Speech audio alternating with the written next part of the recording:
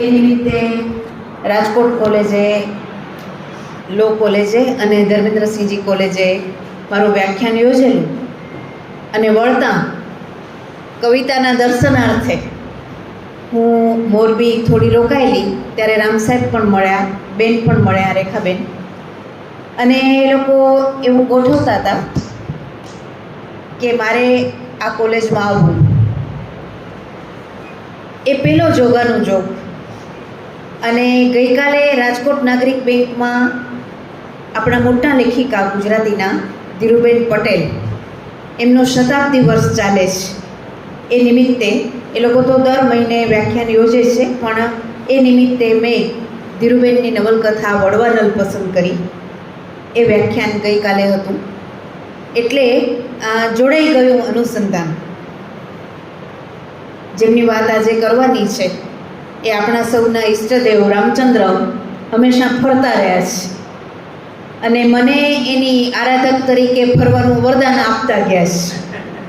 એટલા માટે આપતા ગયા છે, મને ઘણીવાર એમ થાય કે આ લોકો શા માટે આમ વિચરણ કર્યા કરે છે. પાંડવો ફર્યા જ કર્યા છે, રામ ફર્યા જ કર્યા છે, જેથી કરીને આ ડાંગી સાહેબ જેવા, રામ સાહેબ જેવા સાચા લોકો, કવિતા જેવા વિદ્યાર્થીઓ અને આપ જેવા જે અત્યારે અજાણ્યા છો પણ હું અહીંયા આવી એટલે જાણીતા થઈ ગયા, એવા લોકોના દર્શન કરવા મળે. આપણે આપણી જ જગ્યાએ બેઠા હોઈએ તો ખાધા પીધા કરીએ, ફર્યા કરીએ, સૂઈ જઈએ ને ઉઠીએ. કવિ સિતાંશુ આપણા બહુ મોટા કવિ, ગઈકાલે જ એમનો જન્મદિવસ હતો. એમની મારી એક પ્રિય પંક્તિ છે કે સામાન્ય માણસ કેવો હોય?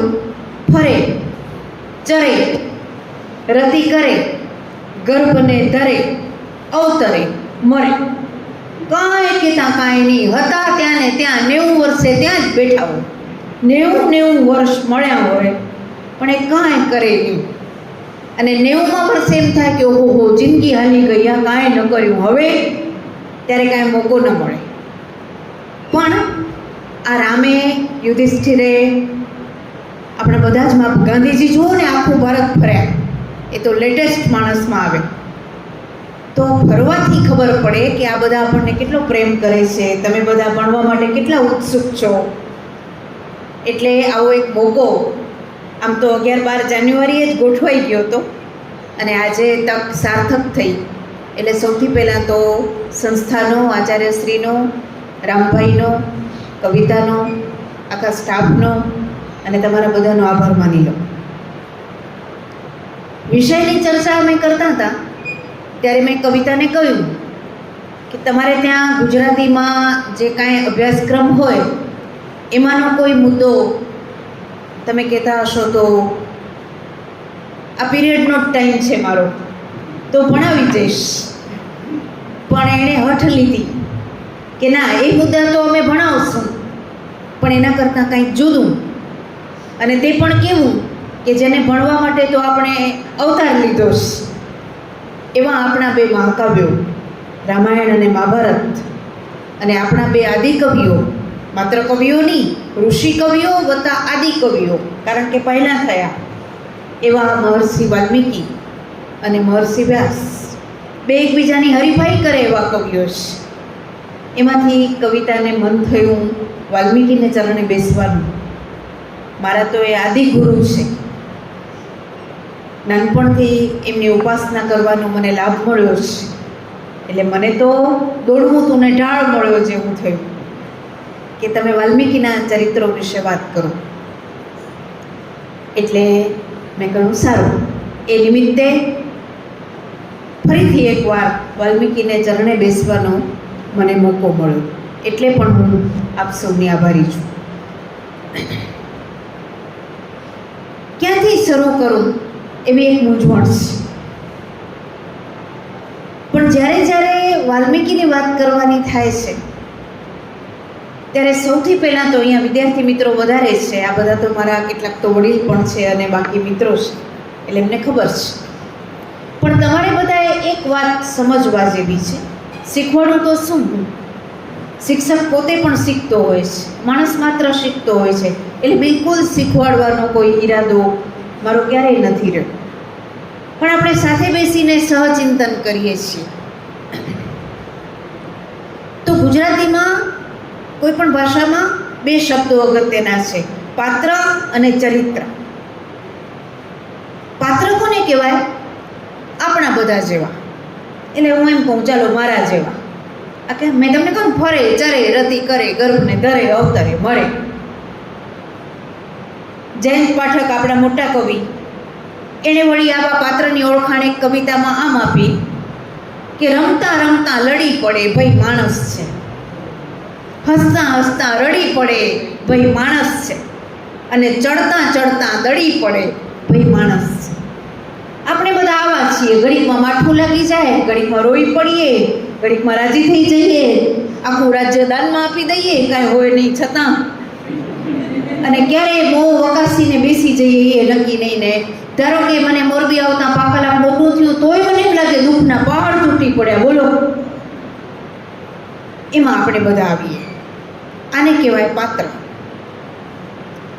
ચરિત્ર હોય છે તો આપણા જેવું જ, બે હાથ બે પગ, પણ એ ધીમે ધીમે ધીમે વિકાસનું એક એવું સોપાન સર કરે છે કે એ રાતોરાત નહીં, ક્રમશઃ પાત્રમાંથી ચરિત્રમાં રૂપાંતરિત થાય છે. એવું પણ બને કે ચરિત્ર તરીકે જ જન્મે છે, એમ પણ બને છે. એટલે રામાયણના પાત્રોની વાત આપણે નહીં કરીએ, આ બધા જ ચરિત્રો છે, આપણા કરતાં ઘણા જ જુદા છે, અને માટે આપણને સતત શીખવ્યા જ કરે છે. જેટલી વાર તમે રામાયણ ઉપાડો, દરેક વખતે તમને કશું નવું મળે મળે ને મળે. એવું વિત્ત, એવી સંપત્તિ આ લોકો પાસે છે. તો તમને નવાઈ લાગે એવી રીતે હું શરૂ કરું. વાલ્મીકીના નાયકોની વાત તો જવા દો, એ તો આપણે છેલ્લે કરશું, પણ એના ખલનાયકો જોવા જેવા છે. ખલનાયકો, વિલન. રાવણ નામ લઈને આપણે એમ કહીએ કે સવારના પોરમાં ક્યાં બેન તમે રાવણની માંડી બેઠા છો. કુંભકર્ણ, મારીચ, કૈકેયી, આ બધા ખલનાયકો છે, વિલન છે, જેને કારણે તો રામાયણ જન્મ્યું છે. આમ વિલનો કામ ઘણું કરે છે, મનાની. મોટા માણસો શાંત બેઠા હોય, વિલન શાંત ન બેસી શકે, એટલે મોટા માણસને ઉશ્કેરાઈને કામ કરવું પડે, એટલે પ્રેરક છે આપણા, એમ કહેવાય. તો વાલ્મીકીના ખલનાયકોને વાલ્મીકીએ કેવી રીતે આલેખ્યા છે તમે જુઓ તો ખરા. કુંભકર્ણ પછી લઉં, મારીચ મારું પ્રિય પાત્ર છે. શું કામ હમણાં કહું તમને. મારીચ રામની સામે 2 વાર આવ્યો છે.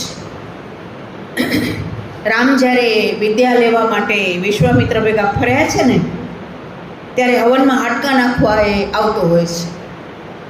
અસુરોએ ઋષિઓને બહુ હેરાન કર્યા છે, અને હેરાન ન કરે એટલા માટે વિશ્વામિત્ર રામને લઈને એમનો હવન કરાવવા માટે લઈ આવ્યા છે, અને ભેગા ભેગું એને શિક્ષણ પણ આપ્યું છે 2 ભાઈઓને, રામને લક્ષ્મણને. ત્યારે મારીચ રામ સામે આવ્યો છે અને હારીને ચાલ્યો ગયો છે. પછી દેખાણો જ નથી. ક્યારે દેખાણો? સીધો રામ વનમાં છે, રાવણની કુદૃષ્ટિ સીતા ઉપર પડી ચૂકી છે. આમ નથી પડી ચૂકી, પણ શૂર્પણખા એની બેન એ વિલન છે. એ એને જોઈ ગઈ છે, અને રામને જોઈને રામના પ્રેમમાં પડી ગઈ છે. રામના પ્રેમમાં તો ભાઈ બધા પડી જાય, મારાથી માંડીને શૂર્પણખા સુધી. રામ છે એવા. એટલે એને થયું કે પરણવું તો આને, રામે દાદ આપ્યો નહીં, એટલે લક્ષ્મણ બની ગઈ, તો લક્ષ્મણે નાક કાન કાપી નાખ્યા. એટલે ગુસ્સે થઈ ગઈ, ભાઈ રાક્ષસી છે, અને રાવણને આવીને ચડાવ્યો કે આની સ્ત્રી, એનું તું અપહરણ કર, કારણ કે મારું અપમાન કર્યું છે, અને સ્ત્રી જોવા જેવી છે સીતા, તને એકદમ લાયક છે. અને ઉશ્કેરાઈ ગયો. એનું નામ રાક્ષસ છે, ઉશ્કેરાઈ જાય. વાલ્મીકી આ સમજાવવા માંગે છે કે રાક્ષસ કોને કહેવાય?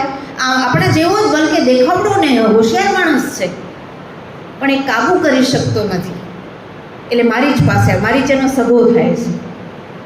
એટલે મારીચને કહે છે કે મારા મનમાં આ સીતાનું અપહરણ કરવાનું આવ્યું છે, શૂર્પણખાનું મને અપમાન કર્યું છે, આપણે બદલો લેવો છે, અને તું માયામાં હોશિયાર છો, માટે તું માયાવી રૂપ ધારણ કરી સીતાને લોભાવ અને પછી એને રામને દૂર કર સીતાથી. આપણું કામ સીતાનું હરણ કરવાનું. જોજો ત્યારે મારી જ ખલનાયક છે એ એને કહે છે કે અલ્યા તારી અકલ ચરવા ગઈ છે. તને ખબર છે આ રામ કોણ છે? મને ખબર છે, કારણ કે હું એ તાનમાં ને તાનમાં જ્યારે આજથી વર્ષો પહેલાં રામ નાના હતા ને હું એ નાનો હતો ત્યારે મેં બાથ ભીડી છે. હું હારીને પાછો આવ્યો છું. આ અવતાર પુરુષ છે, આપણા કામ નથી, અને તું મહેરબાની કરીને ઘરે જા અને ઘણી ભાભીઓ છે એના જોડે મજા કર ને ભાઈ. અને રાવણ માનીએ ગયો છે, પાછો ચાલ્યો ગયો છે, પાછો પેલી ચડાવે છે શૂર્પણખા એ વળી ધૂંધવાઈને પાછો આવ્યો. ત્યારે ડબલ ધૂંધવાઈને આવ્યો અને મારીશને કહ્યું કે હે, તું મારું માનસ કે નહીં માન ને તો તારું ધનોપનો કાઢી નાખીશ, મારી નાખીશ. ત્યારે જુઓ મારીશનું વાક્ય જુઓ. એ કહે છે કે જો મારે મરવાનું જ છે, હું આ જઈશ તો રામ મારવાના છે, કારણ કે રામ તો ભાઈ રામ છે, ઓળખી જશે મને. એટલે મારે ઓ બાજુએ મરવાનું છે, આ બાજુએ મરવાનું છે, તો તારા જેવાના હાથે મરું એના કરતાં અવતાર પુરુષને હાથે ન મરું. તારો મારા પર ઉપકાર થયો કે મારું મરણ સુધારતો જાય છે. મારી જ પાસેથી વાલ્મીકી આપણને શીખવાડે છે કે પસંદ કરવાની કલા બહુ ઓછા લોકોને મળે છે. આપણે નાના હોઈએ ત્યારે ખબર છે ને, 2 આંગળી બધા કરે કે મેળામાં જવું કે ભણવા જવું, 99% મેળાની આંગળી પકડે અને મારી જ જેવા લોકો ભણવાની આંગળી પકડે. પસંદ કરતાં આવડવું એ કલા છે. અને મારી જેમાં જીતી ગયો, હરણનો વેશ લીધો, સુવર્ણમૃગ બન્યો છે. હોશિયાર છે, બધા હોશિયાર છે પાછા, પણ એ હોશિયારી ખોટી રીતે વાપરે છે. બસ એટલે ખલનાયક થઈ ગયા. આટલો જ ફરક છે. અને પહોંચી આવ્યો આમ આમ કરતો સોનેરી મૃગનો વેશ લઈને, અને સીતા ખુશ થઈ ગઈ કે વાહ. ત્યારે લક્ષ્મણ કહે છે કે કોઈ દી સોનેરી મૃગ જોયા છે આપણે? આ મારી જ છે, અહીંયા રખડ્યા કરતો હોય છે, માયાનો અધિપતિ છે, એટલે આવું બધું એને આવડે છે, આને જોવાય જ નહીં. લક્ષ્મણ તો પ્રકાંડ બુદ્ધિશાળી છે, એટલે રામને કહે છે કે આની પાછળ દોડાય જ નહીં, આ મારી જ છે, મારી જ. પણ રામ કહે છે કે કાંઈ વાંધો નહીં, મારી જ હશે તો મારી નાખીશ, અને સોનાનું હરણ હશે તો એનું ચામડું લઈને સીતા માટે આવીશ. તું સીતાને સાચવજે, હું જાઉં છું. રામને એને દોડાવ્યા છે, હરણ તો ચંચળ હોય ને, ક્યાંય પહોંચાડી દીધા. અને રામે છેવટે બાણ માર્યું ત્યારે શું પ્રાપ્તિ કરી છે આ માણસે? હા લક્ષ્મણ એમ બોલીને મર્યો. હોશિયાર એવો હતો કે હા લક્ષ્મણ બોલે, હા રામ બોલે તો રામ તો સામે છે, હા લક્ષ્મણ બોલે તો એની ચીજ સીતા સુધી સંભળાય, અને સીતાને એમ લાગે કે રામ મુશ્કેલીમાં છે, લક્ષ્મણને યાદ કરે છે. એટલે હા લક્ષ્મણ કહ્યું અને સીતાએ લક્ષ્મણને રવાનું કર્યું. એ વાત ઉપર આપણે પછી આવશું. પણ રામનું બાણ વાગ્યું અને ગયું. મિત્રો, મારી એક ખાનગી વાત તમને કહું. વિદ્યાર્થીઓ મારા અંગત કહેવાય, અંગત માણસોને ખાનગી વાત કહેવાય. મને કોઈ એમ પૂછે ને કે તમારી છેલ્લી ઈચ્છા શું છે, તો હું કહું મારી જનું મરણ. મને મારી જનું મરણ આવે. હા લક્ષ્મણ બોલું અને રામનું બાણ વાગે, રામ હાજર થઈ જાય. મરણમાં જે જીતી ગયો આ માણસ, કોણ આને ખલનાયક કહે? જીવનમાં તો જીતી જાય, આ માણસ મરણમાં જીતી ગયો. આ આપણો પેલો ખલનાયક, નાનામાં નાનો ખલનાયક છે, મોટામાં મોટું કામ કરી ગયો. નંબર 2માં કુંભકર્ણ છે. કુંભકર્ણ આપણી નજર સામે રાક્ષસ મહાકાય આવે. તમને ખબર છે ને, 6 મહિના સુવાનું વરદાન મળ્યું છે. સૂતો જ પડ્યો છે, જે થવાનું હોય તે થાય, ઘોરે જ. આજે પણ જે ઘોર્યા કરે એને આપણે કુંભકર્ણ કહીએ, ઉઠે જ નહીં. આટલું બધું બની ગયું, સીતાનું હરણ થયું, લઈ આવ્યો, માથાકૂટો થઈ, રામ પહોંચી આવ્યા, બધા મરતા ગયા. ત્યાં ભાઈ સૂતો જ. છેલ્લે રાવણ મૂંઝાણો કે હવે મારા હાથમાં એક બે જણા જ રહ્યા. દીકરો મેઘનાદે ગુજરી ગયો લક્ષ્મણના બાણથી. એટલે કુંભકર્ણને જગાડે. શું એનું વર્ણન તો તમે ક્યારેક પ્રેમાનંદ વાંચજો. ઢોલો વગાડ્યા, આ કર્યું તે કર્યું, થાય એટલું કર્યું, ત્યારે માંડ જાગ્યો. બધા કે હાલો આપત્તિ આવી છે, ભાગો જલ્દી, રાવણ બોલાવે છે. શું એની ભાતૃભક્તિ છે! રાક્ષસ છે હજી તો. દોડતો પહોંચ્યો, રાવણ બોલાવે છે, પતી ગઈ વાત. દોડતો પહોંચ્યો, હાથ જોડીને ઊભો રહ્યો, આજ્ઞા કરો. ત્યારે રાવણ કહે છે કે પહેલા ઉપાધિ આવી પડી છે, આમાં બન્યું. વાત કરવાનો ટાઈમ જ નથી, ટૂંકમાં વાત કરે છે કે સીતાનું આવી રીતે હરણ કર્યું, આમાં બન્યું છે. રામ બારણે આવીને બધાને મારવા માંડ્યા છે. હવે હું ને તું બચ્યા છીએ, તારા હાથમાં આ લંકા છે, સાચવી લે. જોજો. ત્યારે એણે હસીને રાવણનો ઉપહાસ કર્યો છે. અને શું કહ્યું છે પેલું વાક્ય? કે અમે બધાએ કેટલું કહ્યું છતાં સીતાનું અપહરણ કરતી વખતે તો અમને પૂછ્યું નહીં. હવે પૂછવા આવે આપત્તિ આવી ત્યારે. કમાલ છો ભાઈ! જ્યારે પૂછવું જોતું હતું, સલાહ લેવી જોતી હતી. વિભીષણ ડાયો કહેવાય કે તમારી આ અકલ વગરની ઘટનાથી ઘર છોડીને ચાલ્યો ગયો અને અત્યારે વિજયના પક્ષમાં છે. હવે ખાવ ખતા. રામને કોઈ મારી નહીં શકે. રામ ધર્મ પુરુષ છે, અવતાર પુરુષ છે. રામને મારી શકાશે નહીં. તમે હાર માટે તૈયાર રહો. વિચાર કરો. પછી તરત હાથ જોડીને કહે છે કે આપ મારા મોટા ભાઈ છો, પિતા તુલ્ય છો. તમારું કયું માનીને મારો જીવ પર આવીને લડીશ અને થાશે એટલું રામને નુકસાન કરીશ. પણ આપણે આ છેલ્લી વાર મળીએ છીએ. હવે હું રામને હાથે જીતાઈને તો નહીં જાઉં, રામ પાસે જીતીને તો નહીં જાઉં. મરીને તમે મારું મૃતદેહ જોશો, ભલે છેલ્લી વાર મળે. આ ડાપણ છે. કુંભકર્ણ, વિચાર તો કરો. વાલ્મીકીના ખલનાયકો આવાજ. કૈકેયી આમ તો રામની માં છે, રામને પ્રેમ કરે છે. આ તો જરાક વાર માટે એની મતિ ફરી ગઈ અને વરદાન માગી બેઠી કે ભરતને રાજ્ય અને રામને વનવાસ. પણ જ્યારે એને ખબર પહેલી વાર પડી કે રામને વનવાસ રામને રાજ્યાભિષેક થાય છે, ત્યારે તો એ ખુશ થઈ ગઈ અને મંથરાને પોતાની સોનાની માળા ભેટ આપી કે વાહ, મારો રામ રાજા થશે. રામ તો ભરત કરતાંય મને વધારે ચાહે છે, ભલે ને કૌશલ્યાનો દીકરો છે. આ તો પછી મતી ફરી ગઈ થોડીક વાર માટે. પણ એ પણ ખલનાયક નથી. અને સૌથી મોટો ખલનાયક રાવણ, જેને આપણે ધિક્કારીએ છીએ. પણ વાલ્મીકી ધિક્કારતા નથી. શું કહે છે? એટલો હોશિયાર છે. એક તો તમે વિચાર કરો તાર્કિક રીતે કે જે સોનાની નગરી લઈને બેઠો હોય કેટલો હોશિયાર હશે. રામની એ નથી સોનાની નગરી. અયોધ્યા સામાન્ય ગામ હતું, આની સોનાની નગરી છે. અને રામ જ્યારે યુદ્ધ કરવા જાય છે ત્યારે વિભીષણને કહે છે કે મને પહેલાં ઉપરથી લંકા જોવા તો દો, ખ્યાલ આવે કે મારે કઈ નગરીને જીતવાની છે. ત્યારે રામ અવાક થઈ ગયા છે. વાલ્મીકીમાં તમે વાંચજો કે દરેક જણ ત્યાં કને પોતપોતાનું કામ અપ ટુ ડેટ રીતે કરતું હતું, જે આપણે આજે નથી કરતા. આપણા પોતાના કામ આપણે કરતા જ નથી. બેંકવાળો પોસ્ટ ઓફિસમાં બેઠો હોય, પોસ્ટ ઓફિસવાળો બેંકમાં બેઠો હોય, ઘર છોડીને બધા કથા સાંભળવા ગયા હોય, કથામાં પાછા પંચાયત કરતા હોય. એકે જણ રામ પાસેથી કાંઈ શીખ્યું?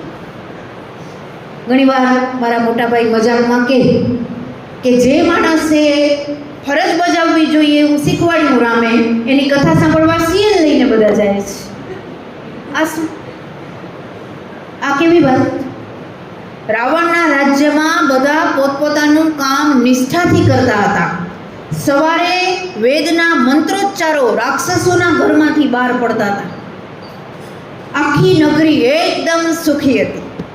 રામે ઉપરથી જોયું અને વિચાર કરો, રામની આંખમાંથી આંસુ નીકળી પડ્યા કે એકમાત્ર રાવણને કારણે કરીને આ ભર્યું ભાતર્યું નગર ધ્વસ્ત થઈ જશે. રામને હું દુઃખ લાગ્યું છે. આવી નગરીનો રાજા છે અને બરાબર ખબર છે કે એ ખોટું કરે છે. સીતાને સ્પર્શ્યો પણ નથી. એક બે વાર ગયો છે, ધમકાઈ આવ્યો છે કે આમ નહીં કરતો આમ થશે, આમ નહીં કરતો આમ થશે, ધરપકડ કરીશ વગેરે વગેરે. રાખી છે બહુ ગૌરવભેર. દુશાસન કરતા ચડિયાતો કહેવાય, વસ્ત્રાહરણ સુધી ન પહોંચ્યો. હોશિયાર માણસ છે. કેટલો હોશિયાર છે કે લડવામાં રામને બરાબરના હંફાવ્યા છે. અને જ્યારે મર્યો છે ત્યારે વિભીષણ જે એને છોડીને રામ પાસે આવ્યા છે, એના સૌથી નાના ભાઈ, એણે એવો વિલાપ કર્યો કે આજે ધર્મનો નાશ છે. એણે એવો વિલાપ કર્યો. મંદોદરી એની પત્ની, પ્રિય પત્ની પટરાણી, એણે કહ્યું કે તમારામાં ને રામમાં એક જ ફરક હતો કે તમે સત્યને સમજવામાં મોડા પડ્યા અને આ માણસ સત્યને ન જ છોડી શક્યો, એટલે મારે વિધવા થવાનું આવ્યું અને સીતા વિધવા ન થઈ. બાકી તમારામાં ને રામમાં કોઈ ફરક નથી. આવી અંજલિ એની પત્ની મંદોદરીએ આપી છે. તો જુઓ, આ રામાયણના ખલનાયકો જે પાત્રો નથી, ચરિત્રો છે. તો પછી નાયકોની તો વાત જ ક્યાં રહી? જો જેના ખલનાયકો આવા છે. એટલે આપણે હવે નાયકો, મુખ્ય પાત્રો પર આવી. ગૌણ પાત્રો એ ઘણા છે જે થોડી થોડી વાર માટે આવ્યા છે વાલ્મીકીના માનસ પટ ઉપર. દાખલા તરીકે તારા, વાલીની પત્ની છે. સુગ્રીવ ને વાલી બે ભાઈઓ છે. વાલીએ રાજ્ય લઈ લીધું છે, સુગ્રીવ રાજ્ય વગરનો, બે વાંદરા છે, વાનરરાજ છે. અને રામની મૈત્રી થાય છે સુગ્રીવ સાથે. સુગ્રીવ રામની મદદ માગે છે અને રામ સુગ્રીવ ભેગા જઈને વાલીનું ને સુગ્રીવનું યુદ્ધ કરાવે છે અને પાછળથી વાલીને મારે છે. ત્યારે તારા, વાલી જ્યારે લડવા જાય છે ને ત્યારે તારા કહે છે કે તમે ન જાઓ, તમારી મતિ ફરી ગઈ છે. કારણ કે ચોક્કસ સુગ્રીવને કોઈકની મદદ મળી છે અને સાંભળ્યું છે કે હમણાં અવતાર પુરુષ દશરથ નંદન રામ અહીંયા વિચરણ કરે છે. તો એને લઈને જો સુગ્રીવ આવ્યો હશે ને તો તમે જીવતા નહીં રહી શકો. મને મિત્રો આશ્ચર્ય એ થાય છે કે ત્યારે સોશિયલ મીડિયા નહોતું, કોઈ ફરતા નહોતા, સ્ત્રીઓ તો ઘરમાં રહેતી હતી, તોય તારાને એટલી ખબર છે કે આ માણસના વંટોળમાં જો તમે આવી ગયા તો ગયા સમજો. અને પત્ની કોને કહેવાય? પતિને સાચી સલાહ આપે. એટલે વાલીને કહે છે કે તમે ન જાઓ, હું તમને ના પાડું છું. ત્યારે વાલી કહે છે કે ના ના, એવું તે કાંઈ હોય, રામ તો ધર્મ પુરુષ છે એવું સાંભળ્યું છે. અને વાલી, સુગ્રીવને તો હું પહોંચી વળીશ, ચિંતા ન કર. અને ગયો છે. રામે એને પાછળથી બાણ માર્યું છે. વાલી મર્યો છે અને પેલા રામ પર ચીડાઈ ગયો છે કે તમે અવતાર પુરુષ થઈને આમ કેમ કર્યું? આપણે કાંઈ સામસામે તો લડતા નહોતા, નથી હું તમારો વીરી. ત્યારે રામ કહે છે કે જે વ્યક્તિ અધર્મ કરે એને મારવા માટે તો હું અહીંયા વનમાં આવ્યો છું અને તે અધર્મથી તારા ભાઈનું રાજ્ય લઈ લીધું છે. ત્યારે વાલી કબૂલ કરે છે કે વાત તો ખરી છે.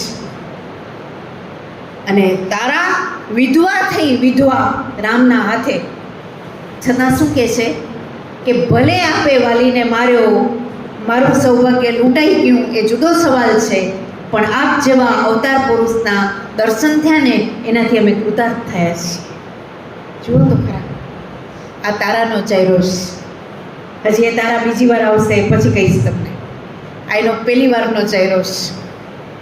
પછી તો એ સુગ્રીવ સાથે એ જમાનામાં દિયર વટું થતું, આજે પણ ઘણી જ્ઞાતિઓમાં થાય છે. પતિ મરી જાય તો દિયર સાથે લગ્ન કરે, એટલે સુગ્રીવને પરણી છે એ વાત પછી જોડું છું. આ તારા. બીજી એક રાક્ષસી છે, શર્મા નામ છે, અને ત્રિજટા, બે રાક્ષસીઓ છે રાવણની. રાવણ પાસે નોકરી કરે છે. બધાને નોકરી તો કરવી જ પડી છે મિત્રો, કોઈ પણ જમાનો હોય નોકરી અનિવાર્ય છે. આપણે કરવાની છે પગ ઉપર ઊભા રહેવા માટે. એકલું રામાયણ સાંભળે કાંઈ નહીં વળે. તો એ બે સ્ત્રીઓ એવી છે કે સીતા ઘેરાયેલી છે, ખતરનાક રાક્ષસીઓથી ઘેરાયેલી છે. પણ આ બે જણા રાક્ષસ હોવા છતાં રાક્ષસ નથી. એટલે સીતાને સાચા સમાચાર એ લોકો પહોંચાડે છે કે રામ નીકળ્યા છે, કોઈક હનુમાન કરીને વાનર આવ્યો છે, આમ થયું છે, તેમ થયું છે, ભૂષણું થયું છે.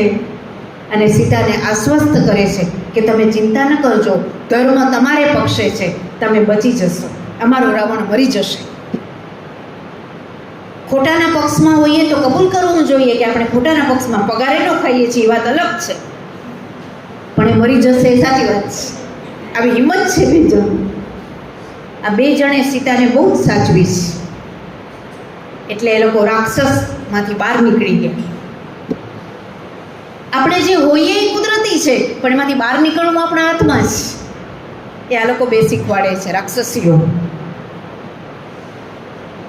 પછી આગળ વધીએ તો રામાયણમાં નજર વધારે મહત્વના પાત્રોમાં કરીએ તો રાવણની પત્ની મંદોદરી છે. મેં હમણાં જઈને થોડી વાત તો કરી, પછી બીજી વાત સાથે જોડીશ. પણ સુમિત્રા, લક્ષ્મણની માં, દશરથને 3 રાણી છે: કૌશલ્યા, સુમિત્રા, કૈકેયી. કૌશલ્યાના રામ, સુમિત્રાને જોડકા પુત્રો છે. સુગમ જોડકા પુત્રો છે એનું પણ રહસ્ય વાલ્મીકી ખોલે છે.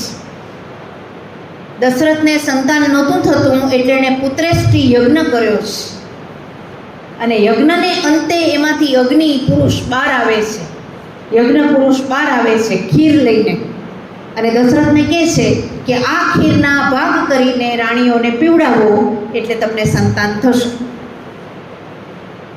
એટલે પેલો ભાગ મહત્વનો આપ્યો કૌશલ્યાને, પટરાણી છે. બીજો આપ્યો કૈકેયીને. પછી ત્રીજો આપ્યો સુમિત્રાને. 3 ભાગ સરખા કર્યા તો થોડોક વધ્યો. તો વાલ્મીકી કારણ નથી આપતા, પણ એમ નોંધે છે કે દશરથને એ વધેલો બીજો ભાગ સુમિત્રાને આપવો યોગ્ય લાગ્યો. એવું કસંક સુમિત્રામાં છે. એમ કહીએ ને કે આને જરાક વધારે. એટલે સુમિત્રાને 2 પુત્રો છે, લક્ષ્મણ અને શત્રુઘ્ન. અને રામ, અહીંયા ભરત. સુગમ, સુમિત્રાએ પોતાના બંને પુત્રો નિવેદિત કરી દીધા. લક્ષ્મણ આપી દીધો રામને, શત્રુઘ્ન આપી દીધો ભરતને. પોતે અનાસક્ત રહી. લક્ષ્મણને લોકો મા ભેગા રહ્યા જ નથી, આ 2 ભાઈઓ ભેગા ફર્યા કરે છે. વિચાર કરો, આપણી માથી માંડીને તમે કોઈ પણ માનો વિચાર કરો તો દરેક માં શું ઈચ્છે? આપણે એના ભેગા રહીએ. ક્યાંય જઈએ તો એમ કે જલ્દી હાલે આવજો. મારી માથી માંડીને બધાની માં. અને લક્ષ્મણે આટલો મોટો નિર્ણય લઈ લીધો રામ ભેગો વનમાં જવાનો. ત્યારે સુમિત્રાના આશીર્વાદ લેવા ગયો ત્યારે શું શ્લોક છે વાલ્મીકીનો? રામમ દશરથમ વિદ્ધિ. રામને દશરથ જાણજે, પિતા જાણજે. મામ વિદ્ધિ જનકાત્મજામ. સીતાને હું જાણજે, માં જાણજે. વનમ અયોધ્યામ અટવીમ. વનને અયોધ્યા જાણજે. ગચ્છ તાત યથા સુખમ. જ્યાં તારું સુખ રહેલું છે ત્યાં જા, અયોધ્યા નથી રહેવાનું. તારું સુખ રામના ચરણોમાં છે. કોઈ પણ સાચા માણસે મોટા ભાઈ કે એમ કરવું જોઈએ. નંગો રોઈ નથી, રસળી નથી, જલ્દી આવજે એમ કીધું નથી, મને યાદ કરજે કીધું નથી. રામ સિવાય કાંઈ નહીં. આવી કોઈ માં હોય? આવી અનાસક્તિ. અને શત્રુઘ્ન હાલ્યો ગયો ભરત ભેગો. ભરતે પણ વનવાસ જ સેવ્યો છે, ખબર છે ને તમને? એ અયોધ્યા નથી રહ્યા. અયોધ્યાની બાજુમાં નંદીગ્રામ કરીને નાનકડી જગ્યા છે, ત્યાં રામની પાદુકા આસન ઉપર રાખીને 14 વર્ષ બહારથી રાજ્ય ચલાવ્યું છે. એની વાત પછી કરું છું. શત્રુઘ્ન એના ભેગો હાલ્યો ગયો. સુમિત્રા એમ નથી કીધી હું સાવ એકલી થઈ ગઈ, આ 2 દીકરા હાલ્યા ગયા. ગાંડા છે ને સાવ. આપણે તો એમ કહીએ ચક્રમ થઈ ગયા છે સાવ. માવડિયાની ભાઈવડિયા છે આ 2 જણ. સ્ત્રીઓનો એક વાંધો છે કે મારા બધાના વરો માવડિયા છે. આ 2 નવા જ નીકળ્યા, ભાઈવડિયા છે.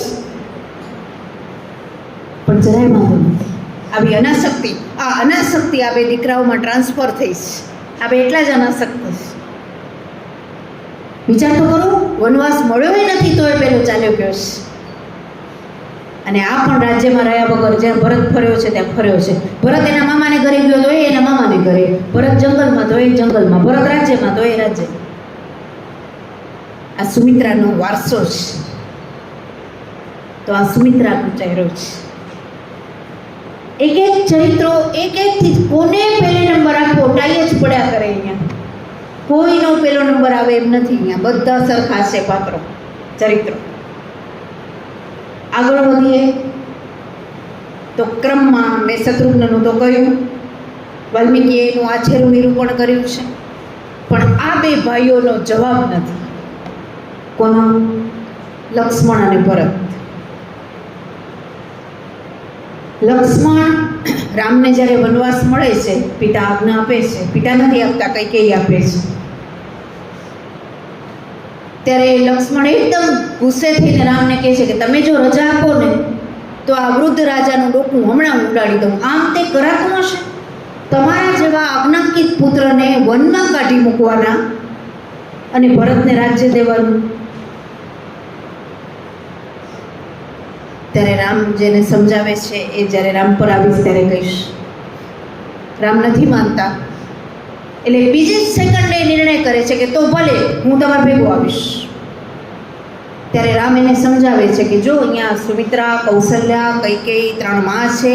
આપણા પિતા અત્યારે મારા વિરહમાં તરફડે છે. આ બીજી બધી સ્ત્રીઓ, નોકરો, ચાકરો, ભરત અત્યારે મામાને ઘરે છે. તારી જવાબદારી છે આ બધાને સાચવવાની. મારા ભેગા હાલે ન અવાય. ત્યારે શું કહે છે કે જેમ તમે કહો તેમ, પણ જે ક્ષણે તમે અયોધ્યા છોડશો તે ક્ષણે હું જીવ છોડીશ. કહેતા હો તો એમ કરું. એટલે રામ હાથ જોડીને કહે છે કે ના ના, એના કરતાં હાલ ભેગું, એના કરતાં ભેગા આવું. શું વાક્ય બોલ્યો છે? કિંકરોસ્મિ, હું તો તમારા પગની ધૂળ છું, રહી શકું તમારા વગર? વાતો કરો છો. અને રામ ભેગો. વનવાસ એને નથી મળ્યો, સીતાને નથી મળ્યો, એ બે લઈ લીધો છે. અને લક્ષ્મણ ભેગો ગયો છે. જોજો તો ખરા, બહુ કસોટી થઈ છે લક્ષ્મણ. યોગી છે લક્ષ્મણ. અને 2-3 વાત એવી છે જે મારે તમને કહેવી જ પડે. કવિતાએ મને 11 વાગ્યા સુધી છૂટ આપી છે. ત્યાં જઈને ભરત પહોંચી આવે છે રામને મનાવવા. તો દૂરથી રામ ધૂળ ઉડતી જોવે છે અને રઘુકુળનો ધ્વજ જોવે છે. એટલે રામ લક્ષ્મણને કહે છે કે ભરત આવે છે. એટલે લક્ષ્મણ ધુઆ ફુઆ થઈને કહે છે કે એ પણ જો એની મા ઉપર પડ્યો હશે અને તમને હેરાન કરવા આવતો હશે તો ધોકું ઉડાડી દઈશ. ત્યારે રામ કહે છે કે તું શાંતિ રાખ, ભરત કોઈ દ્યાવું ન કરે, એ મને મનાવવા આવે છે. તું કેમ આમ વગર વિચારે બોલે રાખે છે? તને રાજ્ય જોઈએ છીએ તો હમણાં હું ભરત આવે એટલે ઓર્ડર કરીશ કે આ રાજ્ય લક્ષ્મણને આપી દો અને તને આપી દેશે. બોલ, જોઈએ છીએ? મારા જેવું હોય તો એમ કે રાજ્ય જોવું હોય તો આમ તમારે ભેગું રખડે વાતો કરો છો. શું વોટ નો સેન્સ બોલ્યા કરો છો? એને બદલે શરમાઈ ગયો છે અને રામની ક્ષમા માગી છે. પછી રામ સેટલ થયા છે. વનમાં 14 વર્ષ રહેવાનું છે ને, એટલે ઋષિઓએ કહ્યું કે તમે એક જગ્યાએ પર્ણકુટી બાંધીને રહ્યો. ત્યારે લક્ષ્મણે પર્ણકુટી બાંધી છે, લક્ષ્મણ એકલા હાથે. એટલે આપણે ખ્યાલ આવે છે કે એ જમાનાના રાજકુમારોને બધી જ તાલીમ આપવામાં આવતી હતી, ખાલી ખાધા પીધા ન કરે. આપણે આમ એવું છે ને કે રાજકુમારો આ મસ્ત થાળી આવે, મને દરરોજ એવું થાય કે આપણે રાજકુમારો કેવી મજા આવે, આ વસ્તુ ન ભાવે તો આ ન ભાવે તો આ, એવું ન હોય. પર્ણકુટીએ બાંધવી પડે. એટલી સરસ પર્ણકુટી બાંધી. જોજો રામને શું શું ફાવશે. અને પછી રામને બોલાવવા આવ્યો કે જોઈ દેશો બધું બરોબર છે? રામ આમ ચકિત થઈ ગઈ. અને જોજો લક્ષ્મણને ભેટી પડીને એક વાક્ય બોલ્યા કે કોણે કહ્યું કે દશરથ મૃત્યુ પામ્યા છે? મારા માટે તો તું જ દશરથ છે, કારણ કે આટલી સગવડ પિતા વગર કોને ખબર પડે. લક્ષ્મણને બાપ બનાવી દીધો રામે કે તું જ મારો દશરથ છે. તારા માટે કદાચ દશરથ મૃત્યુ પામ્યા છે, મારા માટે તો એ તારા રૂપે પાછા આવી. આ અંજલિ આપીશ રામે. જો રામ જેવા રામે. અને શું આ માણસનું ચારિત્ર્ય, તમને બધાને ખબર છે એક પ્રસંગ કે સીતાનું મરણ થયું. સીતા બહુ હોશિયાર વિચક્ષણ સ્ત્રી છે, એની વાત ઉપર આવીશ ત્યારે કહીશ. પણ એણે રાવણના હાથમાં પડે પડે પોતાના ઘરેણા નીચે ઘા કરે કે રામ તપાસ કરવા નીકળે તો આ ઘરેણા હાથમાં આવે એટલે રામને રસ્તો ખબર પડે. આપણા જેમ મૂંઝાઈ ન જાય કે હવે હાય હાય. ઘરેણા નીચે ઘા કરે અને સુગ્રીવના હાથમાં આવે. સુગ્રીવને નવાઈ લાગી. સુગ્રીવે એટલો હોશિયાર કહેવાય કે એણે પોટલું બાંધીને રાખી દીધા કે આ કોઈકના લાગે છે અને વખત આવે જે કોઈ આવશે ને બતાવવામાં કામ આવશે એટલે પોટલું બાંધીને રાખી દીધા. રામ રખડતા રવડતા આવ્યા અને સુગ્રીવ સાથે મૈત્રી થઈ. વાલીને માર્યો, બે ભાઈબંધ થઈ ગયા. રામે કહ્યું કે મારી પત્નીનું અપહરણ થયું છે, હવે તારે એને શોધવામાં મદદ કરવાની છે. ત્યારે સુગ્રીવને એકદમ લાઈટ થઈ. સુગ્રીવે કહ્યું કે ઊભા રહ્યો, થોડાક દિવસ પહેલાં એક સ્ત્રી રડતી રડતી આકાશ માર્ગે કોઈક એને ઉપાડી જતું હતું અને એણે ઘરેણા ઘા કર્યા છે, જો એ તમારી પત્નીના છે. લઈ આવ્યો સુગ્રીવ પોટલું, ખોલ્યું. રામની આંખોમાં આંસુની ધાર ચાલી કે આ તો સીતાના જ ઘરેણા. અને એણે લક્ષ્મણ સામે ધર્યા કે જો લક્ષ્મણ, છે ને આ તારી ભાભીના ઘરેણા. ત્યારે શું જવાબ આપ્યો છે? નાહમ જાનામી કેયુરે નાહમ જાનામી કુંડલે. આ એમના જ કુંડળ છે કે એમનો જ કંદોરો છે મને ખબર નથી, કારણ કે મેં ક્યારેય પણ સીતાને જોયા નથી. પણ નુપુરે તો એવમ જાનામી નિત્યમ પાદાભિવંદનાથ. પણ એમના ઝાંઝરને જાણું છું, કારણ કે દરરોજ સવારે એમને પ્રણામ કરતી વખતે એમના ચરણપણી મારી નજર ગઈ છે. એટલે ઝાંઝર એમના જ છે 100%, બાકી ખબર નથી. લક્ષ્મણના ચારિત્ર્યનું આ અંતિમ પ્રમાણ છે. પણ મિત્રો બીજી વાત, આપણે બધા મોડર્ન યુગના છીએ. લક્ષ્મણ મારા ગુરુ છે. મારા જીવનમાં બહુ નાનપણમાં પ્રવેશ્યા છે, એટલે મને એના પ્રત્યે વિશેષ પક્ષપાત છે. તો હું નાની હતી એટલે તમારા જેટલી હતી ત્યારે આચાર્ય રજનીશજીને બહુ વાંચ્યા, પુસ્તકોના પુસ્તકો 10 વર્ષ વાંચ્યા. અને રજનીશજી તો એકદમ તાર્કિક વ્યક્તિ. એટલે રજનીશજીએ લક્ષ્મણને ઓછીને તો હાથમાં લઈ, કોને હાથમાં લઈ લે નક્કી નહીં. રજનીશનું એવું છે. એટલે એણે લક્ષ્મણ વિશે એક વિધાન કર્યું કે આ શ્લોક વિચાર કરવા જેવો છે. 14 વર્ષ જે માણસ ભાભી ભેગો દિવસ રાત રહ્યો હોય અને એણે ભાભીને જોઈ ન હોય એ વાતમાં માલ જ નથી. વાત સાચી છે, વિચાર કરવા જેવું છે. હું થોડીક વાર આવું છું તો એ છેક સુધીના ચહેરા મને યાદ રહેશે.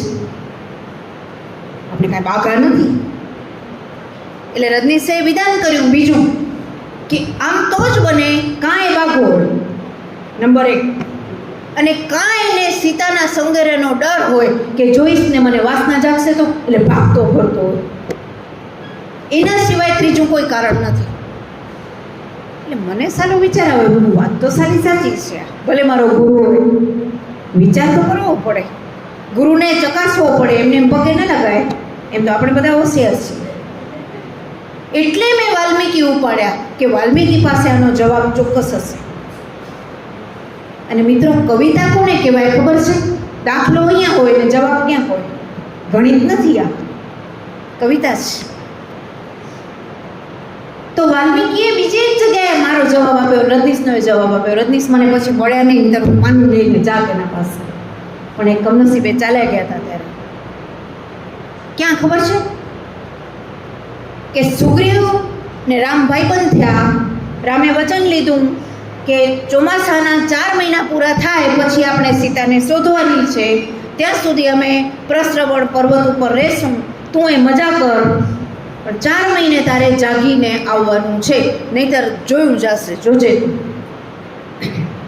સુગ્રીવ કુમાર તો એને 4 મહિનામાં એવા ખોવાઈ ગયા, 2 પત્નીઓ, દારૂ, રાજ્ય, વાત જ મગજમાંથી નીકળી ગઈ કે રામને મદદ કરવાની છે. આ બાજુ 4 મહિના પૂરા થયા એટલે રામ અકળાયા. એટલે લક્ષ્મણને કહ્યું કે ભાઈ સુગ્રીવનું મગજ ફરી ગયું લાગે છે, તારે એને જગાડવો પડશે, આપણો ભાઈબંધ છે, આપણે ખોટે ખોટે ગુસ્સે થવાનું છે, આપણો ભાઈબંધ છે, હેરાન નથી કરવો, પણ તું ગુસ્સાનો ડોળ કરીને જા અને એને કહે કે વાલીનો માર્ગ બંધ થયો નથી. એટલે શું ખબર છે કે રામે જેમ વાલીને મારી નાખ્યો ને એમ તને એક બાણ ભેગા ઉપર પહોંચાડી દેશે, યાદ રાખજે. આવી ધમકી ખાલી દેવાની છે, આપણો ભાઈબંધ છે. આ તો ખરેખર ગુસ્સે થઈ ગયું. જોઈ લો શું વાલ્મીકીએ વર્ણન કર્યું છે.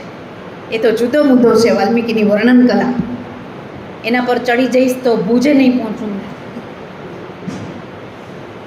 એટલો ગુસ્સાથી કિષ્કિંધામાં દાખલ થયો કે એના નિશ્વાસથી કિષ્કિંધાના વૃક્ષો વળતા હતા,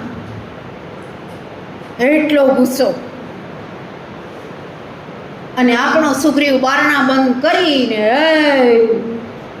એક પગ એક રાણીના ખોળામાં, બીજો પગ બીજી રાણીના, દારૂ ઢીંચેલો. એકમાત્ર હનુમાન જાગે છે આખા રાજ્યમાં. હનુમાન મંત્રી છે સુગ્રીવનું નસીબ છે, આવો મંત્રી છે. એણે બારીમાંથી જોયું, મારા ઠા આ માણસ આવે છે અને રાજા ગયો હશે, એટલે દોડે. આપણા મંત્રીઓ તો કે જ લાગના, ભલે રાજા જાતો આજે આમ બેઠો છે દારૂ પીને. સાચો મંત્રી કોને કહેવાય? જગાડે. દોડ્યા. સુગ્રીવના બારણા છે બંધ, હનુમાને મારી લાત, કે આ ત્યારે ખોલશે નહીં. લાત મારીને સુગ્રીવ આમ પડ્યો હતો, એને ઢંઢોળીને બારીમાં મોં નાખી દીધું. સામે જો કોણ આવે છે. સુગ્રીવના મોતિયા ભરી ગયા. લક્ષ્મણનો જે દેદાર હતો હનુમાનને વળગી પડ્યો. કે હવે? તો કે હવે કાંઈ નહીં, મરવા તૈયાર રહ્યો, હવે કાંઈ નહીં થાય. તો કે ભલા માણસ તમે જાઓ. ત્યારે હનુમાન એમ કહે છે મારા કામ નહીં. તો કે તો જો હનુમાન લક્ષ્મણ સાથે રહ્યા પણ નથી તો પણ લક્ષ્મણને ઓળખે છે. એટલે કહે છે કે મેં સાંભળ્યું છે કે લક્ષ્મણ સ્ત્રીઓ સામે શાંત થઈ જાય છે, એટલે તમે તારાને મોકલો, આપણા કામ નથી ને, તમે તો બેસી જ જાઓ અંદર, મને લકાવવા દો, તારાને મોકલો. શું વાલ્મીકી તો જુઓ તારા તરત તૈયાર થઈ ગઈ. જોજો આપણા પ્રશ્નનો જવાબ છે, રજનીશને જડબાતોડ જવાબ છે વાલ્મીકીનો આ, અને કોઈક જ સમજી શકે એવો જવાબ છે. વાક્ય આવે છે, દૂરથી તારાને આવતી જોઈને લક્ષ્મણે ઇન્દ્રિયોને ઉદાસીન કરી નાખી. શું વાક્ય છે! ઇન્દ્રિયોને ઉદાસીન કરી નાખવી એટલે ઇન્દ્રિયોમાંથી મન હટાવી લેવું.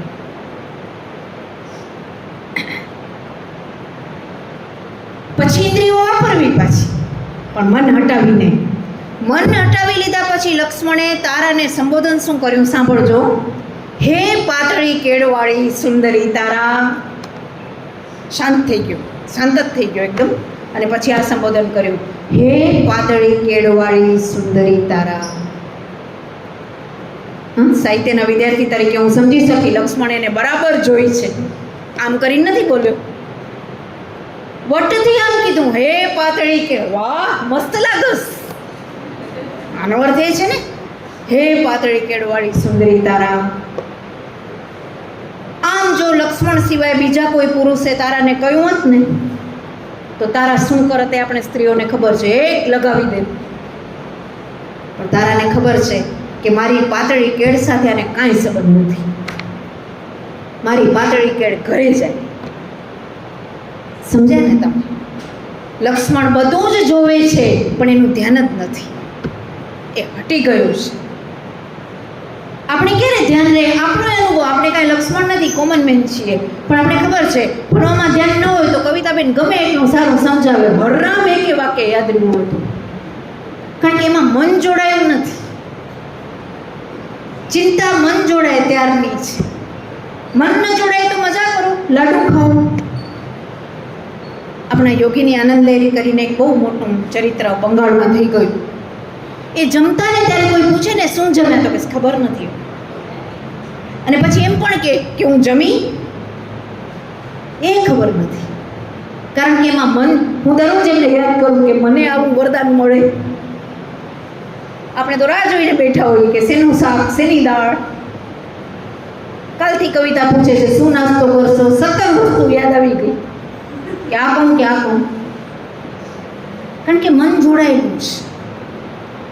લક્ષ્મણનું મન જોડાયેલું જ નથી, એટલે સીતાના ઘરેણા શું કાંઈ જોતો નથી સિવાય રામ. ત્યાં જ મન કેન્દ્રિત છે. એટલે વાલ્મીકી એમ કહે છે કે એણે બધા ઘરેણા જોયા છે પણ એનું ધ્યાન જ નથી, કારણ કે એને ધ્યાન દેવું નથી. તો હોશિયાર છે બહુ, ધ્યાન દેવું નથી. આ લક્ષ્મણ છે. અને